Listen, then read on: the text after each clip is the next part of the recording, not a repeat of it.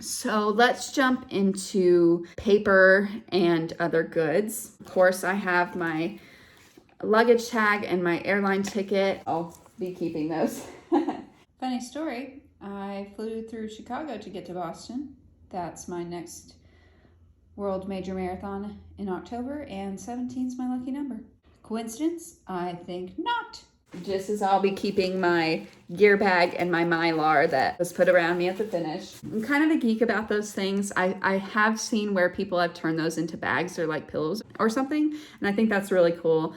I'm not quite crafty enough to do that, but maybe I can get someone to do that. I don't know. I also have my charity wristband that I was given and some charity stickers. They gave us this amazing bag of like swag and stuff. They'd already given us swag, so I wasn't expecting this, but like an entire bag of more swag. This was a bag that they had like peanut butter and muffins and a banana in, and they have some cute messages and like a poncho, and it says Valiant. I think everybody might have gotten a different word, but I'll put up a picture of all the stuff that was in that bag. I mean, it was incredible.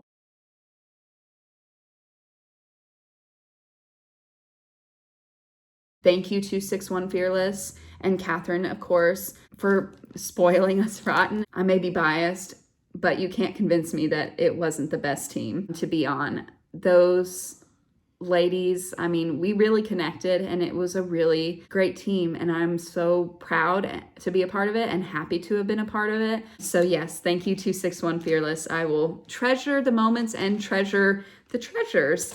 From the Boston Tea Party reenactment, I have a little program. They also gave you little cards on like who you could be. So I was Benjamin Rice, another Rice on this trip, and they kind of tell you a little bit of how they were involved in the Boston Tea Party. Of course, I took a course map. I took a couple of these. That way I had a couple to scrapbook, so if I wanted different pieces of it. So I've got a couple of course maps. On Easter Sunday, I went to the Church of the Finish Line, Old South Church. I didn't make it in time to get into the main cathedral, which I was a little bummed about, but it was okay because I did make the service. And it turns out that the pastor that came up with the blessing of the runners, this year is her last year. She's retiring. So this was like her last blessing. So that was really special. I got a picture with her. And of course, I kept the bulletin. One thing that I noticed on their website and also in the program is that the blessing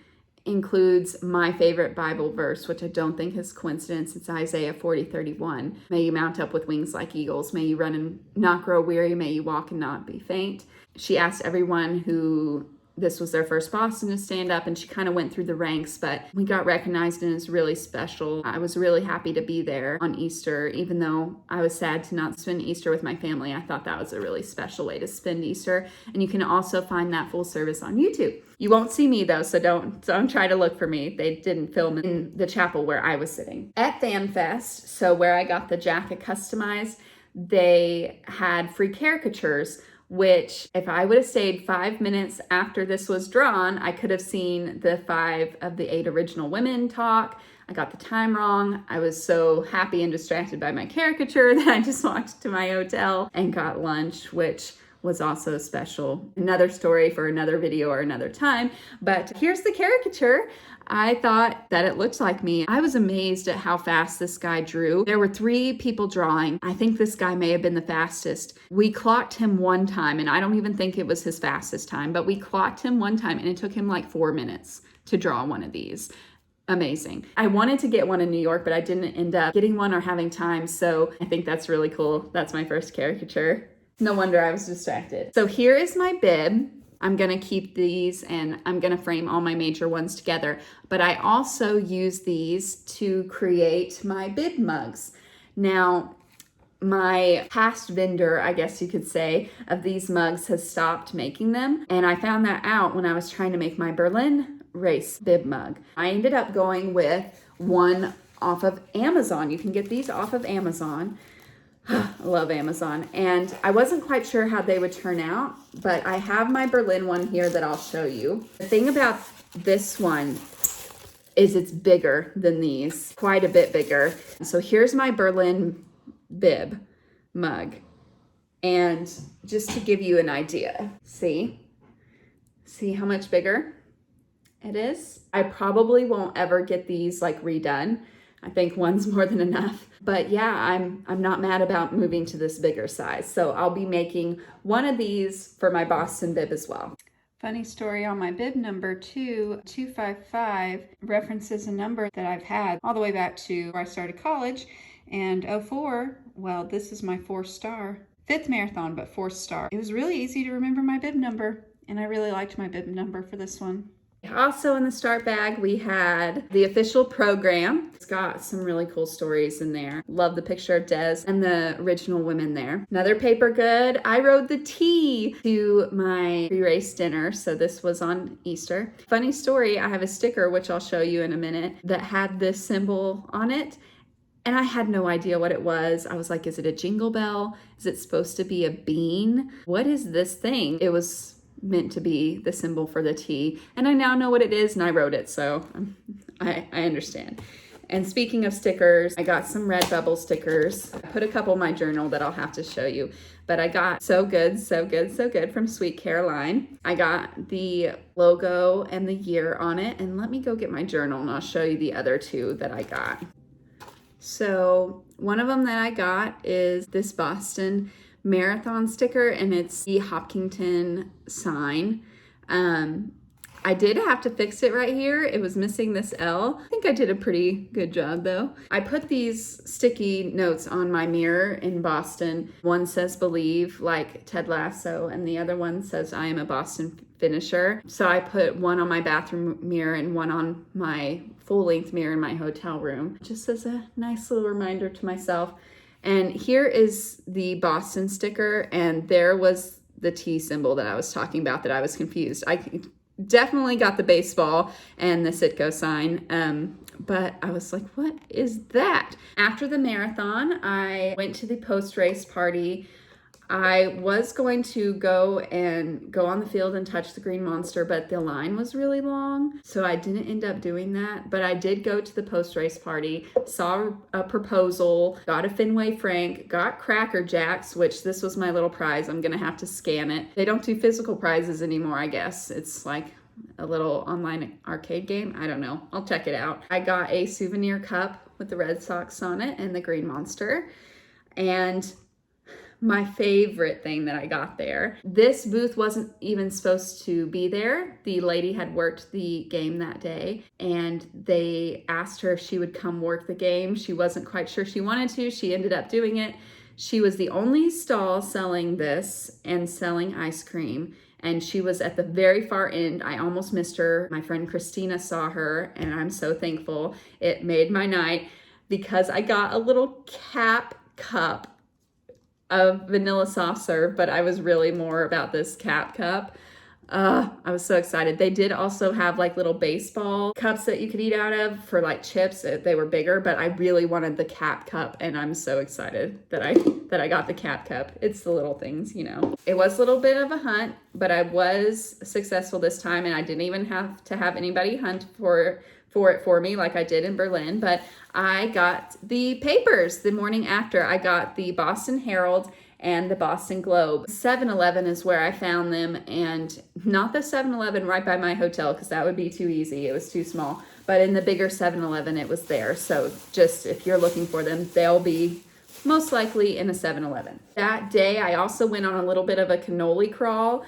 So I went to Modern Pastry and Mike's Pastry, and I do a little comparison video. That will be a video coming up of which one I thought won, but I cut the boxes up so that I could have a little souvenir of those places too. Again, I'm kind of a nerd about those things. There was going to be a third option that my caricaturist gave me, but after seeing the size of some of these goods, I knew I couldn't fit in 3, so it's just those two. Look out for that video. I also have a cool story about a gift that I took and gave away. I took some popcorn, of course, but this was a very special gift that I really wanted to deliver and made sure I delivered. I don't know if that's going to be its own video, but I will definitely talk about it on Instagram. So go follow me at Rice Runner to hear more about that. You will not want to miss that. And speaking of gifts, I did make little Easter gifts for me and Jen and Jackie, who are my friends that also ran and they ran for charity. I got them these little unicorn bags. I thought they might be able to put their medals in it, but I'm not quite sure if the medal would fit in here. Maybe. I haven't tried it. I thought it could be a little metal pouch or just a cute little coin pouch. And then I also got these little unicorn rubber ducks. These were originally pink when I got them. I just painted them a little bit. Hopefully the paint stays. I also put a golden egg in the unicorn bag, and you know what typically comes in golden eggs, I'm just saying. It wasn't quite enough to buy a drink in Boston, but the Easter Bunny tried its best, okay? They got that, and they also got a Believe post-it of their own to put on their mirrors as well if they wanted to. My friend Jen was so sweet and gave me a gift back, and it's this little bracelet that says unicorn inspired. Thank you, Jen. And then my friend Eric, when I got home, I was kind of worrying over if I wanted this, and he ended up getting it for me. So thank you, Eric. He got me this unicorn mold. It has unicorns and horns. So I was thinking maybe I could make like little ice cubes out of this or something. Not quite sure what I'm going to do with it, but I think it's really cute. Thank you, Eric, for convincing me that I needed that. Okay, and then also from the hotel, I'm a weirdo about this too. I took their soaps and shampoos. Sorry, Omni. Yeah, I took their entire collection here. Sicilian Tangerine. It smells amazing, so I took their soap. I also found a lucky penny on my hotel desk. I didn't see it until the day after the race, but there it was. It was almost 72, which would have been cool. Thanks for the luck, Abe. Speaking of my hotel, I also borrowed this pen, Omni Hotels and Resorts. They were great. Really enjoyed staying with them. Then also after the marathon and after Fenway, and another stop for a burger. So I ate a burger and a hot dog and all these things, as one does after the marathon. I went to Cheers, the bar that inspired the TV show Where Everyone Knows Your Name, okay? And I have a funny story about that as well, but I'll go ahead and show you what I bought first. I got first these little free stickers, which my friend pointed out, I bet you write your name on there so that everyone knows your name. And I was like, that's really smart. That is probably exactly what it's for. And then I got this mug. Isn't it gorgeous? We had these kind of glasses growing up, so that's kind of nostalgic. Not a Cheers glass or not a beer glass, just this style or texture. So that's kind of nostalgic, and it says Cheers Boston. And it's just a really nice sized mug, and you don't have to get beer. You can if you want.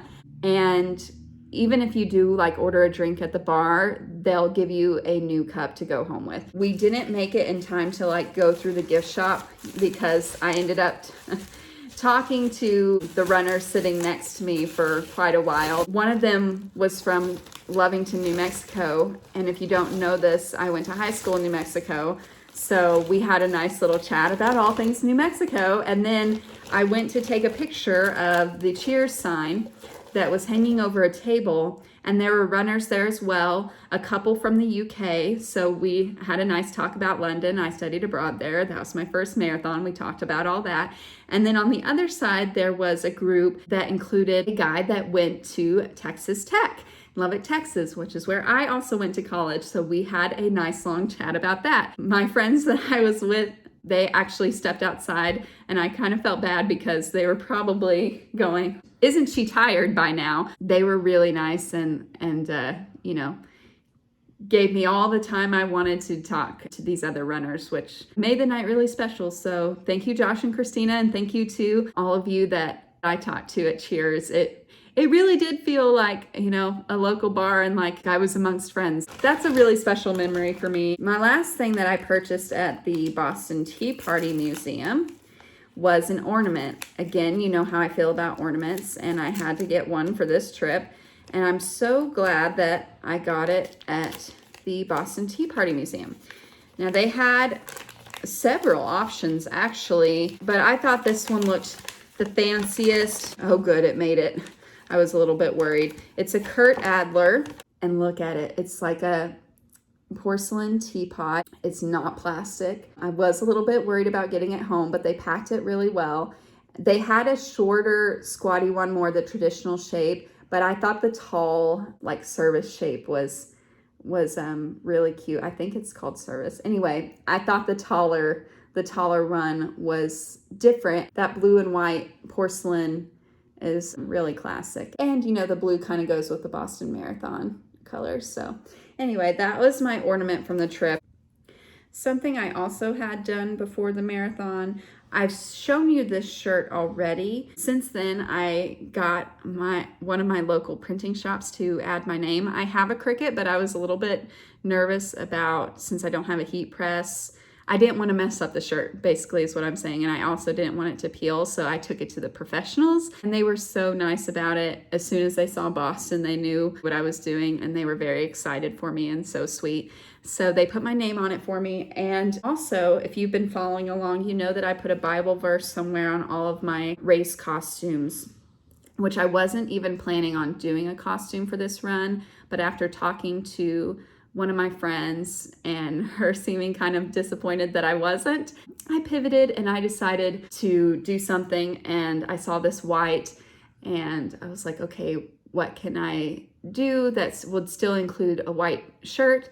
Well, the unicorn is the symbol of the BAA, like Spike here. So I was a unicorn, the fearless unicorn for the race, and that was absolutely the right decision. Thank you, Rhonda, for talking to me about that and making me think a little bit. And Lynn, of course, for helping again, because I got so many great reactions from that hat and that costume, as you will.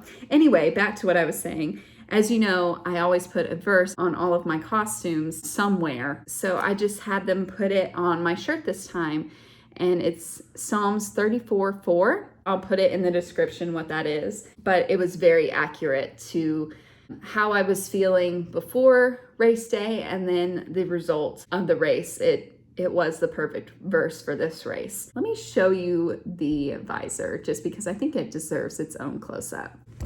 Okay, this is a sparkle athletic visor. I got it in white. I got the flowers and everything from Hobby Lobby, and I just kind of chose my own color combo. They had some paper flowers, but I was worried about the weather and what would happen to paper flowers in rain or, you know, my sweat conditions. And the horn is also from Hobby Lobby. And then my friend Lynn sewed them on. Through the flights there, though, my bag kind of got crunched, as it will, in the overhead bin, because I had to put it in the overhead bin, and a couple of these flowers came off. Luckily, my friend Christina can sew, and she secured them for me. There you go.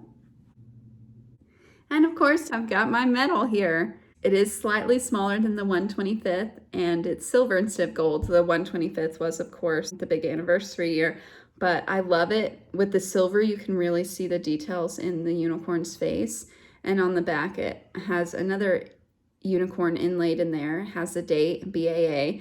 You can engrave it, but I figure with the way I'm gonna frame my major marathons, you would never see that engraving on the back. I tried to keep it away from my sweat and everything. I would be very upset if something happened to it, obviously.